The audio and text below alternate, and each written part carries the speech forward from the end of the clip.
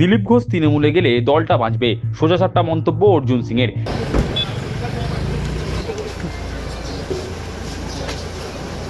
BJP নেতা দিলীপ ঘোষের দীঘায় জগন্নাথ মন্দির দর্শন নিয়ে বিতর্ক এখন তুঙ্গে।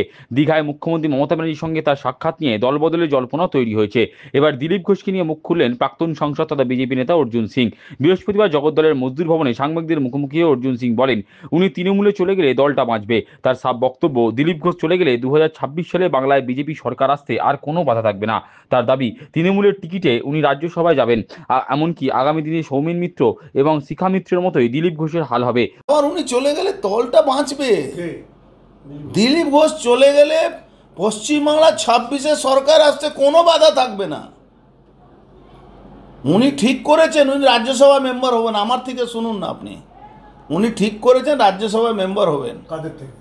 মমতা ব্যানার্জির সঙ্গে কুণাল ঘোষ মারফতে, ববি হাকিমের মারফতে উনি ঠিক করে নিয়েছেন কি উনি রাজ্যসভা মেম্বার হবেন, রাজ্যসভা থেকে যাবেন। উনার হাল কি হবে, সোমেন মিত্রর আর শিখা মিত্র যে হাল হয়েছিল উনার ঠিক এই হাল হবে, আপনি ওয়েট করবেন। অর্জুনের কথায়, দীঘায় জগন্নাথ মন্দির সরকারি টাকায় তৈরি হয়েছে, কিন্তু হিন্দুদের কোনো মন্দির সরকারি টাকায় হয় না। হিন্দুরা সাধারণত চাঁদা তুলে মন্দির তৈরি করে। তার অভিযোগ, দিলীপ ঘোষের সঙ্গে যাওয়া সংখ্যালঘুদের উপস্থিতি মমতা ব্যানার্জি পুজো করছেন। বিজেপি বা হিন্দুত্ববাদী সংগঠনের একটা বক্তব্য ছিল কি দীঘা মন্দিরটা সরকারি পয়সা দিয়ে তৈরি হয়েছে। আমাদের মনো মন্দির সরকারি পয়সা দিয়ে তৈরি হয় না। আমাদের মন্দিরগুলো হিন্দুরা নিজের চাঁদা তুলে মন্দির তৈরি করে, ইতিহাস আছে। এইটা কোনো মন্দির না। এই মন্দিরে মমতা ব্যানার্জি ওখানে মুসলমানদেরকে নিয়ে দাঁড়িয়ে থেকে ওখানে পুজো করতে গেছেন। আর সে মুসলমান আবার দিলীপ ঘোষের সঙ্গে গেছে, নামটা আমি ভুলে যাচ্ছি। অনেক মুসলমান ছিল ওই মন্দিরে, অথচ পুরী মন্দিরে, পুরী ধামে কোনো মুসলমান এলাও নেই, অফিসিয়ালি এলাও নেই।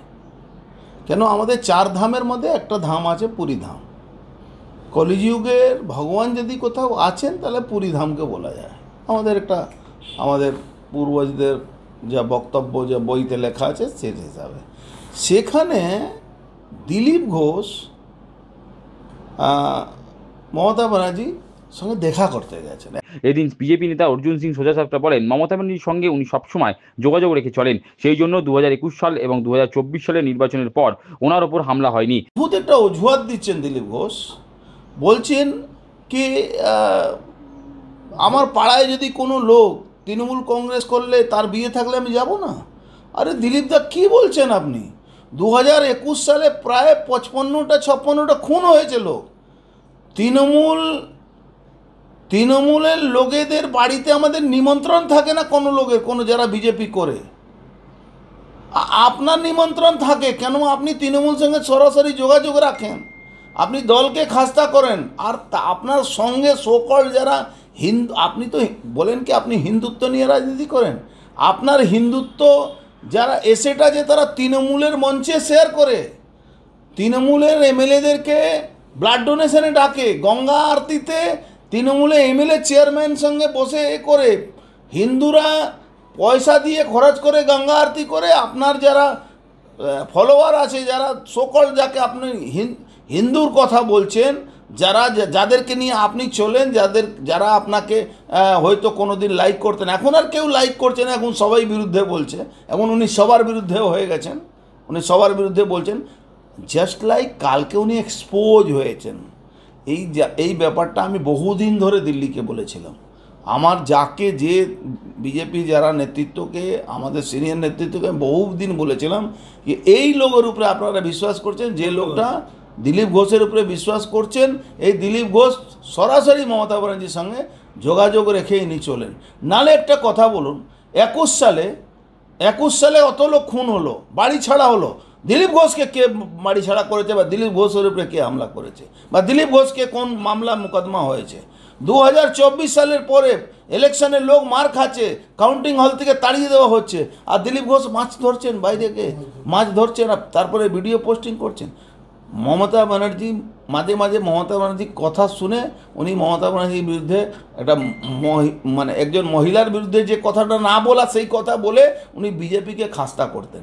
এদিন তিনি জোরের সঙ্গে দাবি করেন দিলীপ ঘোষের মন্দির দর্শন করার মূল উদ্দেশ্য ছিল না, আসলে উনি মমতার সঙ্গে দেখা করতে গিয়েছিলেন। পুরনো ইতিহাস তুলে ধরে বিজেপি নেতা অর্জুন সিং বলেন, বিধায়ক থাকাকালীন উনি তৃণমূল সরকারের বিরুদ্ধে মুখ খোলেননি, লুকিয়ে উনি ববি হাকিম, পার্থ চ্যাটার্জি এবং মমতা ব্যানার্জির সঙ্গে কথা বলতেন। ব্যানার্জির সঙ্গে দেখা করতে গেছেন, অ্যাকচুয়ালি উনি মন্দিরে যাওয়ার ব্যাপার কোন নেই, উনি দেখা করতে গেছেন। আপনারা হয়তো জানেন না, আমরা অনেক দিন ধরে এটা উপলব্ধি করেছি। যখন আমি তো তৃণমূল কংগ্রেসও করেছি, জন্মলগ্ন থেকে কংগ্রেস করতাম আমরা, তারপরে তৃণমূল করে আমরা পশ্চিমবাংলা থেকে সিপিএমকে সরিয়েছি। মমতা ব্যানার্জি ক্রেডিট নেন কি উনি সিপিএমকে সরিয়েছেন, আমাদের অবদান অনেক বেশি, ওনার থেকে কম না। হ্যাঁ, উনি নেতা ছিলেন, নেত্রী ছিলেন, তার জন্যে উনি মুখ্যমন্ত্রী হয়েছে। কিন্তু যখন দিলীপ ঘোষ এমএলএ ছিলেন, বিধানসভা একটা প্রশ্ন সরকারের বিরুদ্ধে করেছেন। আমরা তখনও দেখতাম ববি হাকিম সঙ্গে লুকিয়ে কথা বলা, ঘরের মধ্যে ঢুকে আমাদের জন্য দরজা বন্ধ হয়ে যেত। আমরা তখনও দেখেছি পার্থ চ্যাটার্জির সঙ্গে গুজগুজ করা, আমরা তখনও দেখেছি দিলীপ ঘোষ মমতা ব্যানার্জির সঙ্গে কথা বলাটা।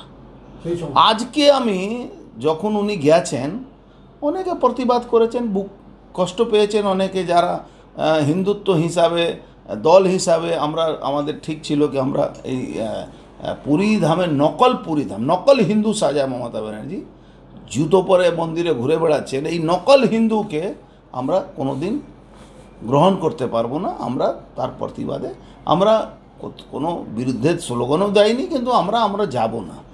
আজকে অদ্ভুত একটা অজুহাত